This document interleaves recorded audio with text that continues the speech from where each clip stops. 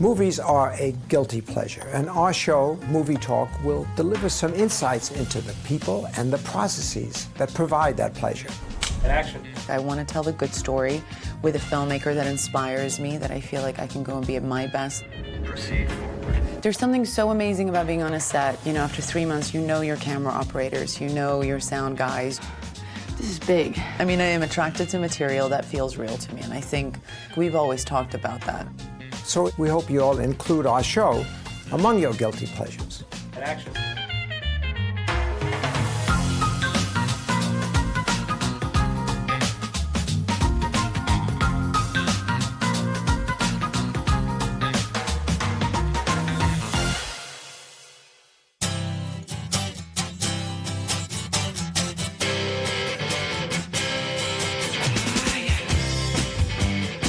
When you see Charlize Theron attacking a role, you realize she's not only a skilled actress, but also a force of nature.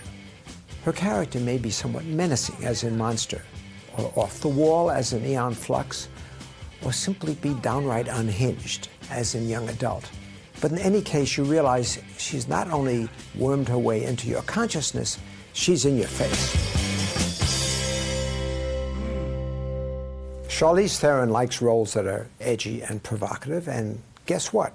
Young Adult is edgy and provocative. You know, there's a line in the ad that I like very much. It says that everyone grows old, but not everyone grows up. I mean, that gets over the point. Yeah, I like it too. When we were making the film, we were throwing a line around that I loved as well, which was that there's a little bit of Mavis in all of us, which I really liked, like, it just like bisexual, like there's just like in all of us, men, women. But yeah, I mean, I guess it is the idea that we are, especially now, I feel like we're culturally and in our society, it's easy not to grow up. Have you seen any old friends on this visit? Actually, I've been seeing quite a bit of Buddy. Oh, the old beau, huh? I remember you kids were so cute in high school. It's funny how those initial instincts can be so right, you know? I mean, you make all these mistakes along the way, but the world will make sure you end up with the person you're meant to be with. It's good to keep those people in your life, the people who really know you best. Mm-hmm. And that new baby of his is just darling.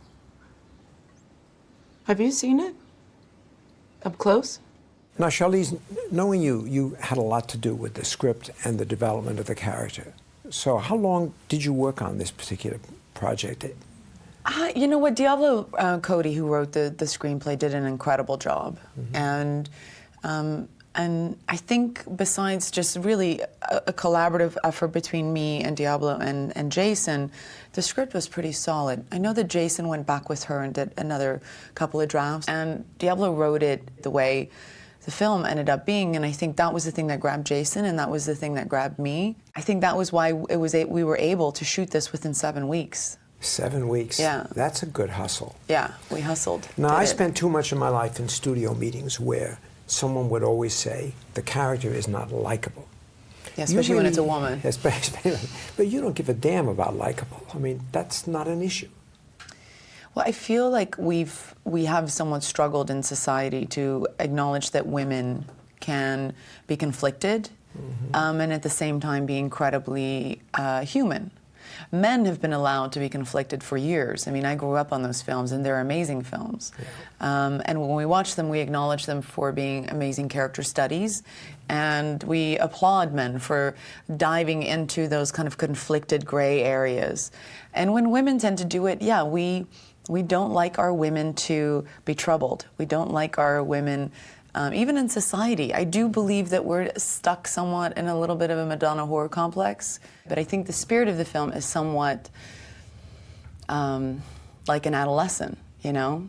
Like, no, I'm gonna do it my way, you know, in a sense. Right. But I feel like it's so truthful to the story that we're trying to tell. I'm proud of the way that we've made it, and I'm really proud that we didn't buckle at any point and get scared and soften out the edges too much. I'm proud that we told it in as truthful a manner as we possibly could. So there were 2 or 3 points in the film where you could have taken a turn I said, okay, now Charlize's character is really lovable. And you always go in the opposite direction. Well, the material that I picked go the opposite. I can't take credit for all of that. I mean, I am attracted to material that feels real to me, and I think we've always talked about that. Yeah. How many keys do you need? 2, please. Expecting company? When I read scripts or when I watch films, I refer to the people in the stories as movie people. Mm-hmm. And they're not people that I know, and they're not people that I grew up with or people that I love them. I wish I knew them, because sometimes I'm just like, wow, I wish my life could turn out that perfect in 3 acts.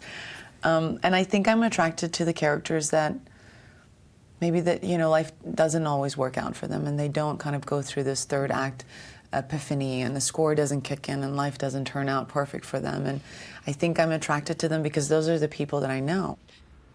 Devin, I'll never see you anymore. And now that you've got this big case, it's just only gonna get worse. If you can believe it, I'm actually looking forward to having your mother come and visit. What about the apartment? God damn you! Why do you always have to go and change things around? This is not about the apartment. I hate this stupid place!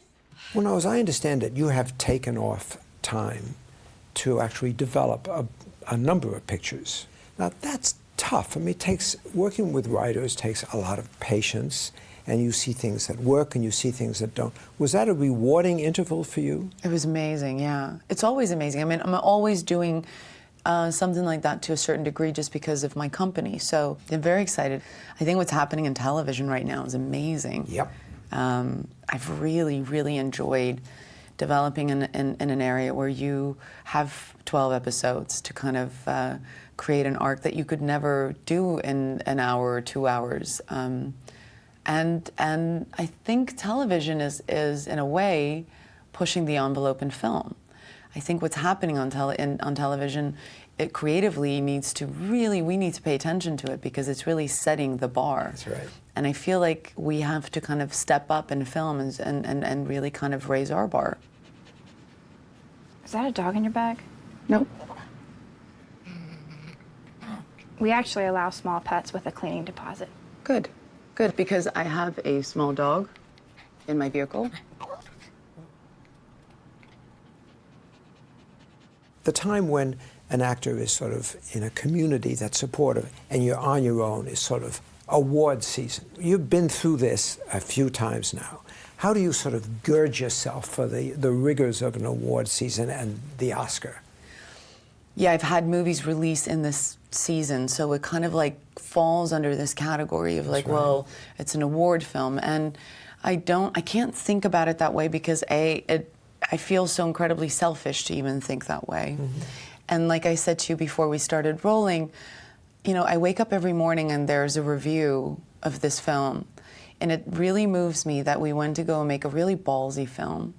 And a film that you know, everybody was a little bit like, it's a tricky film. Mm-hmm. It's a tricky film, and there was something about it that was very human and understandable and had empathy for us in making it. But not necessarily like the kind of film that you just feel like everybody's gonna embrace. You know what, Mom, can you please take down that photo of me and Alan?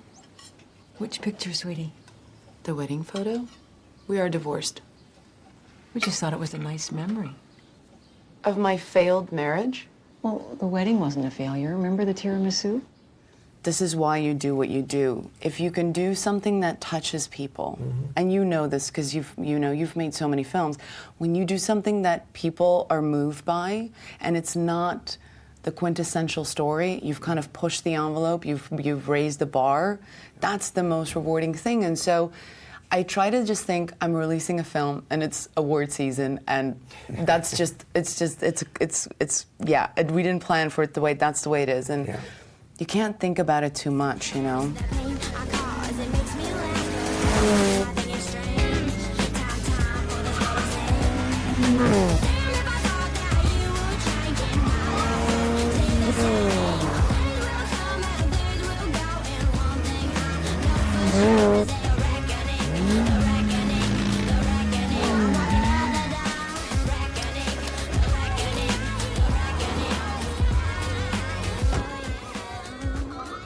Now, the other pictures we sort of cross swords on. I was involved with the first Italian Job that Michael Caine did. And of course, you did the second Italian Job, which did a hell of a lot better. That was a great caper film. You looked like you were having fun during that picture. I did. I had a really great time, and I really loved that film, and I love a good caperer, and I really loved all of those boys. I loved all of those actors. And yeah, I think people think actors have to somewhat compartmentalize, and maybe some do. I feel very fortunate that I've been in a place where I've been able to do those kind of films and really have an amazing time as an actor on them, really enjoy them. We're going to a rock concert with an old flame, and I think there is a chance we may reconnect. Let's show him what he's been missing. No, he's seen me recently, he knows. But his wife hasn't seen me in a while, so... Most people in the audience really assume it's easy. Yeah. I mean, they see a picture that works 100% and they say, well, we all knew that was working along the way. Yeah. But I've always found when I'm involved in a picture, I don't have the vaguest idea whether it's working or not. Can you predict correctly? No, that's why I always say when people do tap in, like with this film or with Monster, there's something so incredibly rewarding about just the acknowledgement that you're not crazy. Yes. I mean, you know, so obviously something about it got you excited, and then you kind of feel alone for a little bit, and then you release it, and people actually respond to the same thing you did, and that's the most rewarding thing, I think. It's not what you think it is, all right? I know what it is. No, you don't know my life, Selby. But I know yours. And I've done everything in the whole wide world, hoping that you'd never have to know. So you could go on thinking that people are good and kind, and that should make sense, you know? Because I love that about you, Sel, but I can't. No, I don't want to hear this, Lee. I know, but you need to. We can be as different as we want to be, but you can't kill people. Says who?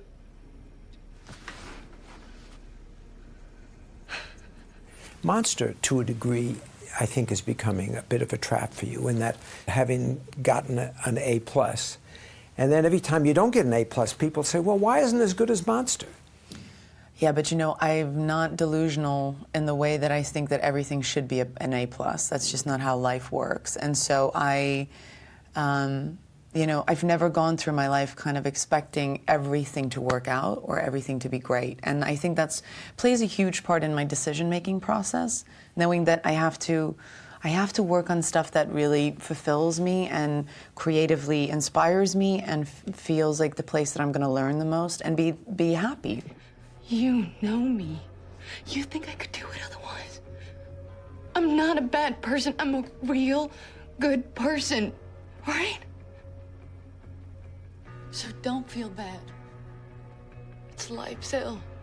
Every actor has certain questions that they hate the most. And what I always hate the most, the question that's put to you is sort of like, isn't it dangerous to appear in an unglamorous way in a movie? That's an obnoxious question. I mean, No, isn't it? I'll tell you what it is. It's that it only becomes obnoxious when people just there's no thought process behind it, and so they just kind of jump on the bandwagon. Yeah. That's when it upsets me. You know, like when I did Valley of Elle, it was like another transformation. I was like, it's me without makeup, nothing to transform. Yeah. Or on North Country, when you have dirt on your face, all of a sudden, you know, you're like doing another transformation. Was it him? Was it?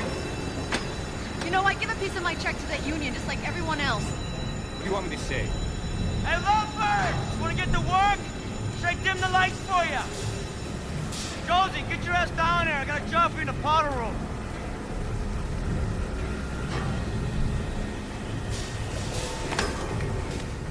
It's the idea that people can't really look at it honestly and kind of report on it honestly. I think that was what, and I get it. I mean, I understand that Monster was so heightened that everybody, I guess now that, you know, want to kind of make a correlation. All of this stuff is good at the end of the day. You know, it kind of keeps your senses alive, your gut alive.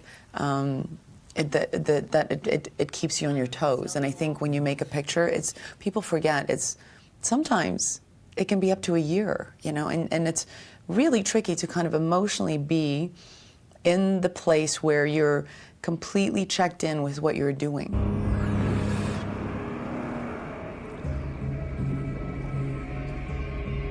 Useless.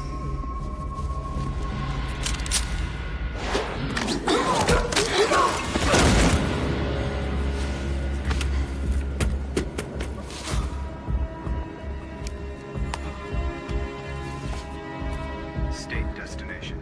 Foreign. Proceed forward. Now, you like to switch genres, I think just for the adventure of it. Like Aeon Flux was a real switch for you. And as I recall, you did your own stunts. You got hurt, didn't you, doing your own stunts? Mm-hmm. But what a switch. Have you ever revisited sci-fi stuff since then? Yeah, I just did a film with Ridley Scott where he's kind of going back to that DNA of Alien. Mm-hmm. So, yeah, it's called Prometheus. Yeah. Right. Do you like switching genres? Is it refreshing for you? Yeah, in a way. Once I'm on the set and I kind of realize I'm in a different environment, I guess I'm aware of it. But when I'm reading the script, it's not so much genre-based, my decision, whereas it's just really story-based and director-based. Like, I want to tell a good story with a filmmaker that inspires me, that I feel like I can go and be at my best, and he's going to take, or she's going to take me to my best. And the genre almost becomes so secondary. What? Sorry, but I think we went to high school together. At the same time? Yeah, you're Mavis Gary? Mavis Gary Crane now. I'm Matt Freehoff. My locker was actually next to yours all through high school. Matt. Freehoff. Yeah. Yeah, your locker was right there. Right next to mine. You've kept very aware of your roots in South Africa. Tell us about your charitable projects that you're nurturing there. I go back to South Africa mainly because of the Charlize Theron Africa Outreach Program that I have there. Our main focus is really just trying to support already existing NGOs. There's so much immediate need, especially in Africa, especially in my country of South Africa. This whole generation who are HIV negative, and how do we keep them HIV negative? Yeah. There was a whole generation of parents that died because of this epidemic, and we are expecting children and teenagers to kind of raise themselves and to just automatically know how not to become HIV positive. And so I've become very passionate in trying to help programs who have a really, really hard time finding government support in just prevention care. Did you feel that your childhood helped you grow up because you were subject to different cultures so at such a young age? I kind of grew up quick just because of my circumstances within my family home. But I've always said travel is one of the greatest things, you know, because you're still kind of, I think you're always on a journey searching for yourself and trying to discover yourself. But there's something so amazing doing that within other cultures and seeing how other people live. And it's one of the most amazing things that you can do. Well, listen, Matt, it was really nice seeing you. Yeah, what are you doing back in Mercury? Or you moved back, or? Of course not. Gross. No. I live in Minneapolis. I'm just here taking care of a little real estate thing, own some property, and... I read in the Sun you're a writer. Yes, I am an author. Children's books. YA. That's industry speak for young adult. It's a very popular teen series. It's everywhere. It's huge. You've probably seen it. Vampires? Not all shoots are fun. I always worry that if you're having too good a time on a shoot, that it may turn out to be a boring film. I find that sort of hostile sets sometimes do good work. Have you had that experience? I hate that. You hate it? I do, because I feel that there's this old school method of the more miserable everybody is, the better the work is. And I don't subscribe to it because I think actors can be very self-centered in the sense that you forget that there are a lot of other people coming to work, and that's how they put food on the table for their families. Yeah. And I hate it when people are selfish and not acknowledging that everybody's there to try and do the same thing. And when especially an actor kind of feels like the environment is there just for them, I find that the best work comes from everybody rooting to do the same thing. And I've experienced that. You know, the movies where I have felt like everybody is really, really close, and you know, for me, I don't know how to work any other way as an actor, because I think acting is somewhat embarrassing. Like, the idea of being in front of a camera crew and camera operators and doing what you're supposed to do and not feel, and maybe these are my own issues, but to not feel like they have your back, oh boy, I could never do it. There's something so amazing about being on a set, and you get, you know, after 3 months, you know your camera operators, you know your sound guys, you know. And when you have to like hit that set and you have to emotionally break down or do the things that are so raw, I feel protected by my crew. I feel it's like a family. I mean, you know, you do a scene and your camera operator reach down and, you know, there's something so loving and endearing about that I don't like sets where people are mean or screaming or there's a hierarchy. I feel that it suffocates really, really good work that could flourish from a good place. Well, Charlize, keep it cooking. It's so nice to talk to you. It's so nice to see you again, always. It's a pleasure. Nice to see you again. You too. Oh. Oh. There it is. Adorable. Thank you.